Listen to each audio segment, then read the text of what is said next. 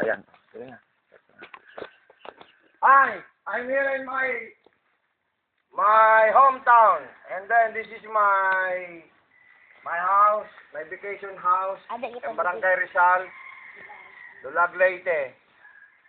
Now this is my mango, my bayabas, my calamansi, and then my duyan.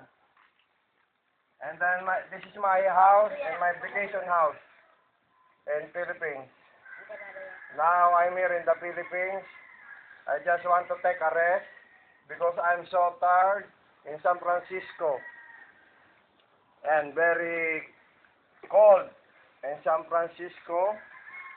And then now I'm here in the Philippines, in my hometown, and I just want to vacation about my take a rest because I'm so tired.